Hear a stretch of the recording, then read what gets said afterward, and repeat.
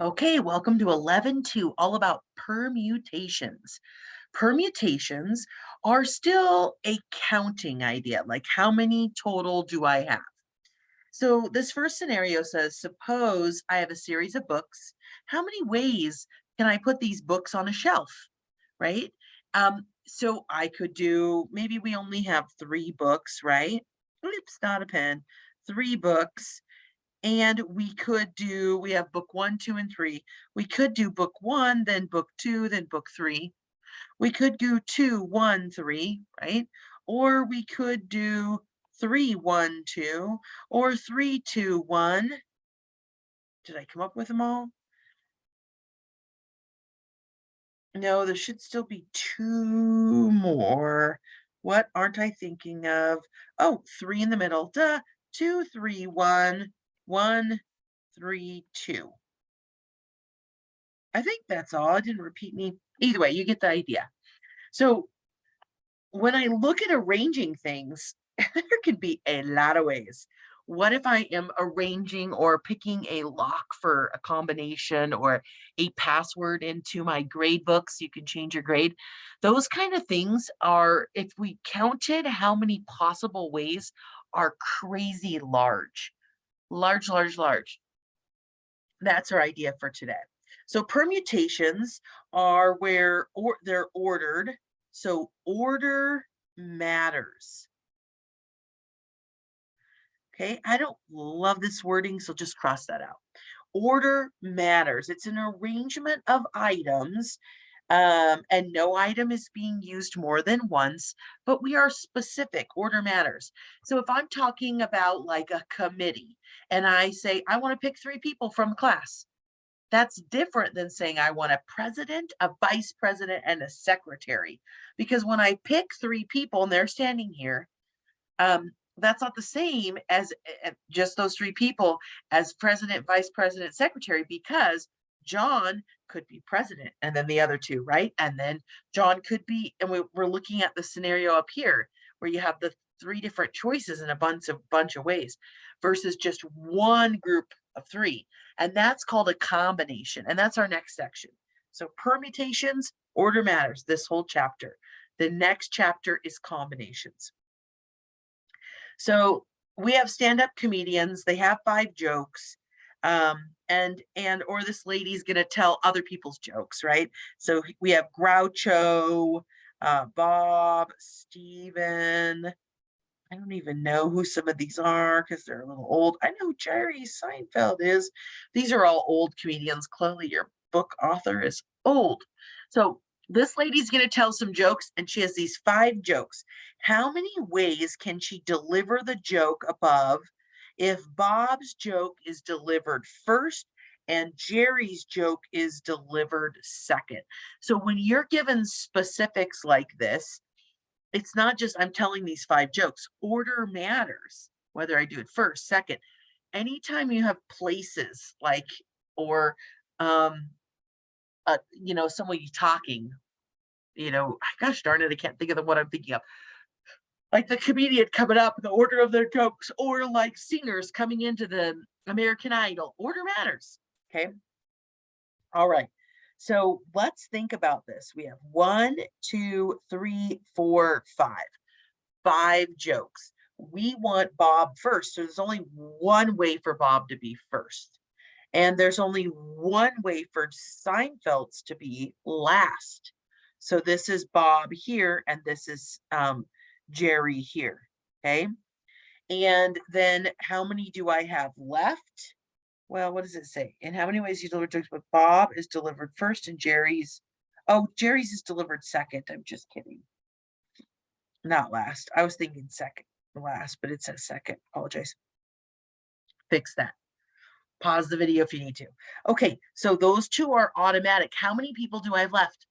Well, I don't have Jerry's and I don't have Bob's, right? We've already used them. So we have three more. So we have three choices. It's all about choices.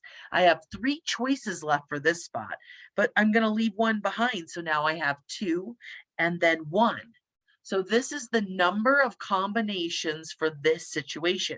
So I like putting little slashes and thinking about how many for each one, and then you times them together, and that's going to be your permutation. So 3 times 2 is 6, times 1 is 6. So there are 6 ways for this one. Okay. You need to arrange 7 of your favorite books along a shelf. How many different ways can you arrange the books? I don't want to go 1, 2, 3, 4, 5, 6, 7 and play. I want to do it with the numbers, right? So, assuming the order of the books matters to you. So, there are 7 books. So, 1, 2, 3, 4, 5, 6, 7. How many choices do I have for the first spot on my bookshelf? Any 7. All 7. I could pick any of them. There. Now, how many do I have left for the next spot? Well, I left one behind, and then I left one behind, and so forth. So a lot of permutations, excuse me, are counting down. So this is called 7 factorial because it counts all the way down. So 7 factorial, and this would give us 5,040. So 7 times 6 times 5. So there we go. There's one way of looking at a permutation. Another way is using this idea of a factorial with the formula. There it is. And so these 2 problems I had are kind of warm-ups. I like this method for permutations. You could always think through them like this, kind of using counting principle. But we could also use our calculator, which is slick too. So let's look. The factorial notation is just talking about how you count down with this factorial. So look at 8 here, just for what a factorial is. Think of this 8 factorial and over 5 factorial, right? That's going to be the same as 8 times 7 times 6 times 5, 4, 3, 2, and 1 over 5 times 4 times 3 times 2 times 1. And you can see the ones that would divide to 0 or cancel, right? So what am I left with? 8 times 7 times 6.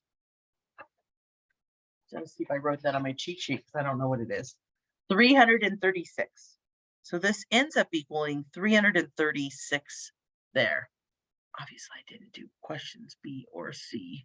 I ran out of room because I write so big on here. Okay, so for like B here, you could think of that as 26 factorial over 21 factorial, right? Think of that as 26 times 25. I'm not gonna have enough room times 24. Hold on.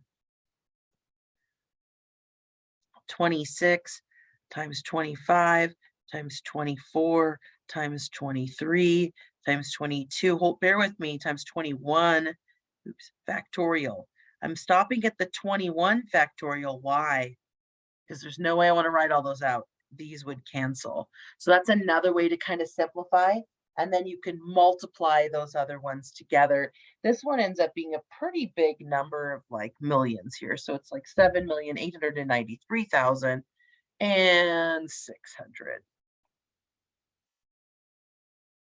Oops, yeah, like that. I'm not going to do this one. Okay, so this is B. Why am I doing that?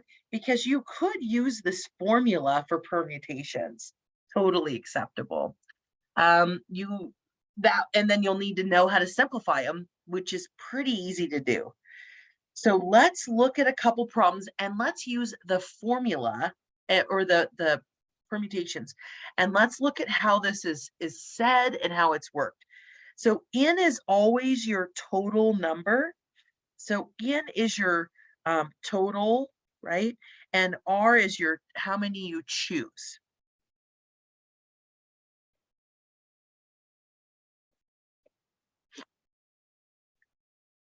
And for permutations, the P ones, the order matters, you could do these with the counting principle and never really do a permutation.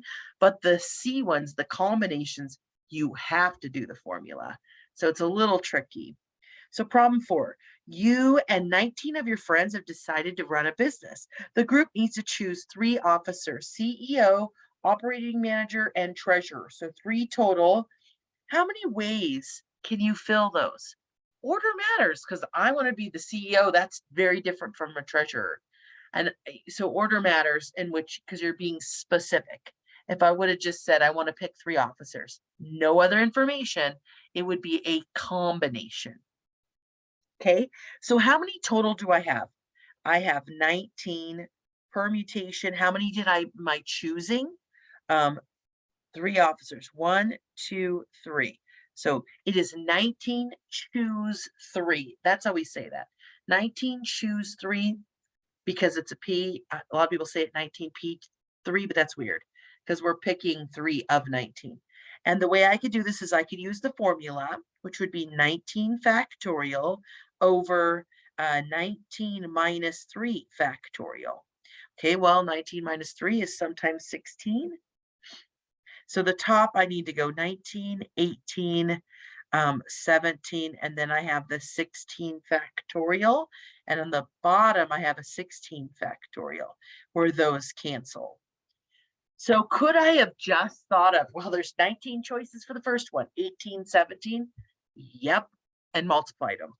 Okay, this is a different way. And so this ends up being actually a lot.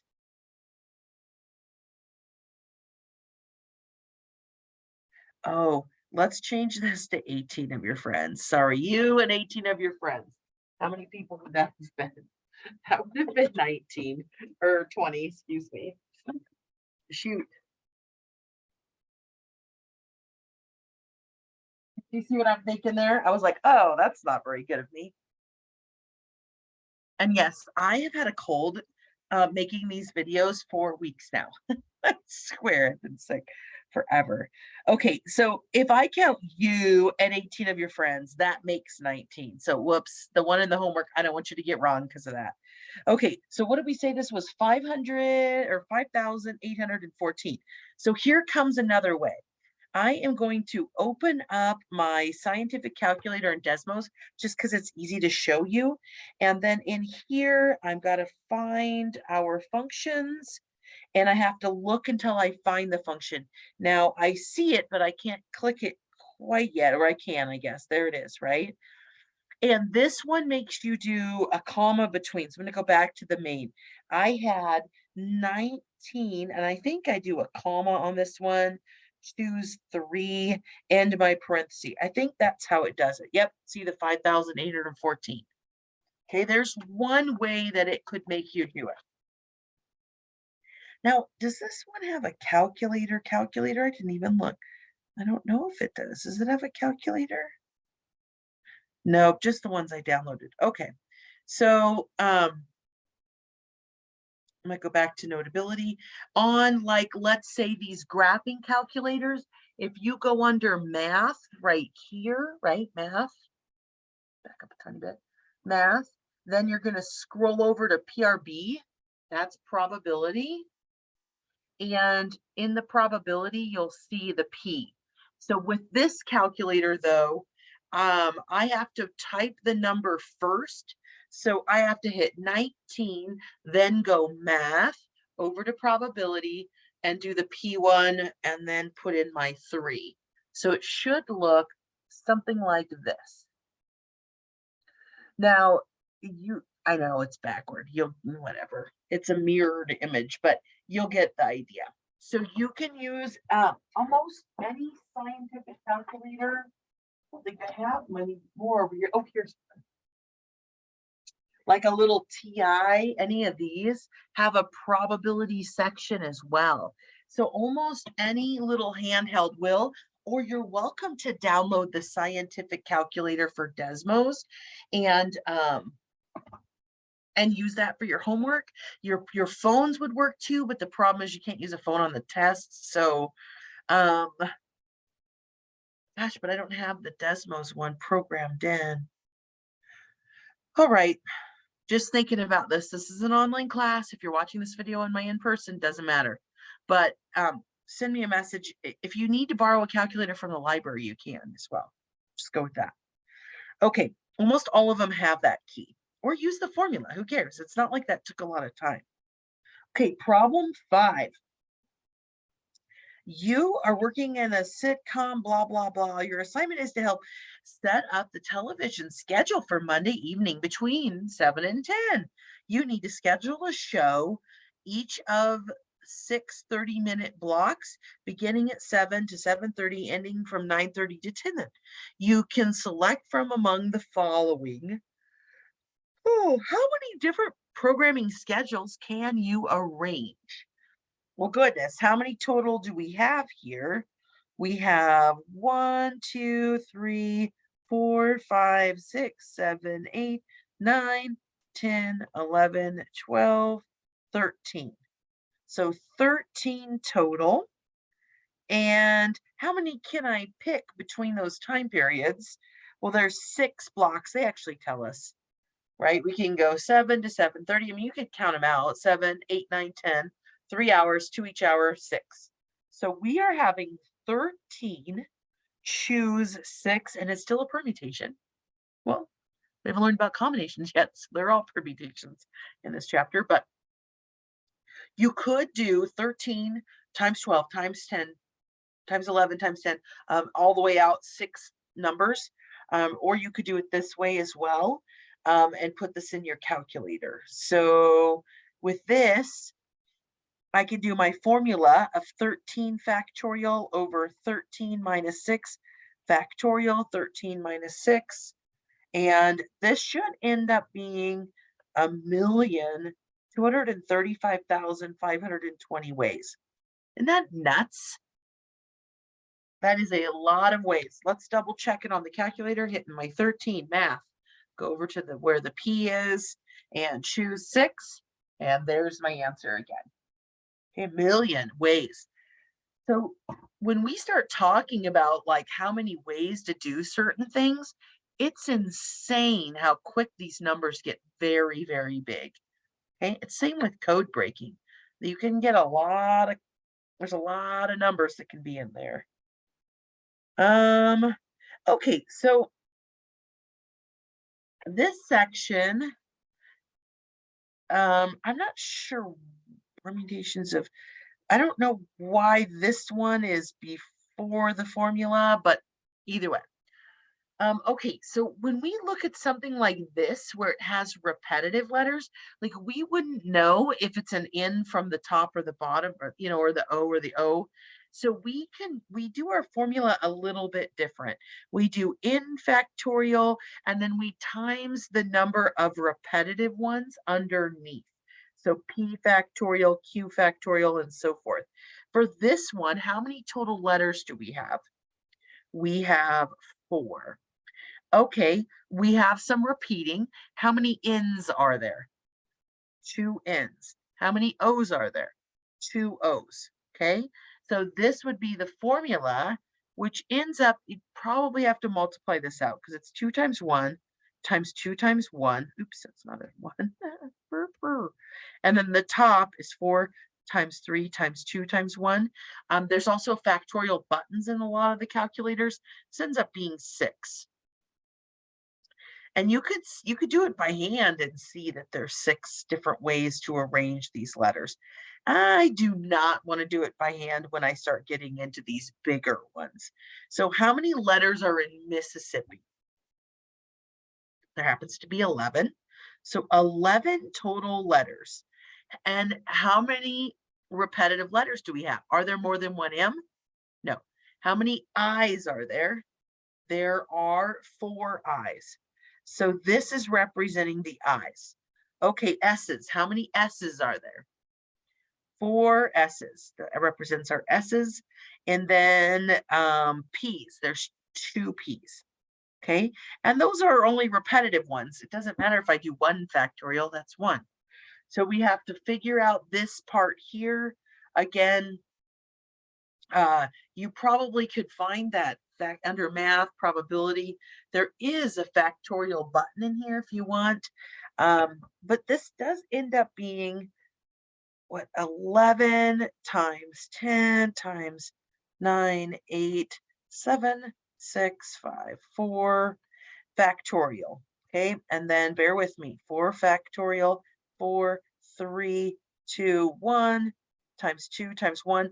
This one will cancel. So I did the big one that I could. Then I can start to look at really just multiplying them out and dividing. This ends up being 34,650. I just have to use my calculator for what's left. I mean, I can do things like, oh, 2 times 3 is 6. 4 and 2 make 8. One's left. So then I can go on my calculator, oops, 11 times 10 times 9 times 7 times 5 is 34,650. Okay. All right, number 7. In how many ways can 7 men and 6 women be lined up if we only consider their gender? Okay, so this is tricky. And how many ways can 7 men and 6 women be lined up if we only consider their gender? All right, so we have to look at how many ways we can line up men, how many ways can we line up the women separately, and then that's going to be together we times those two numbers. So it's going to be like, okay, let's look at men. How many men are there? 7. So we're going to have 7p7, which is totally acceptable. I'm using all 7. It's like 7 books.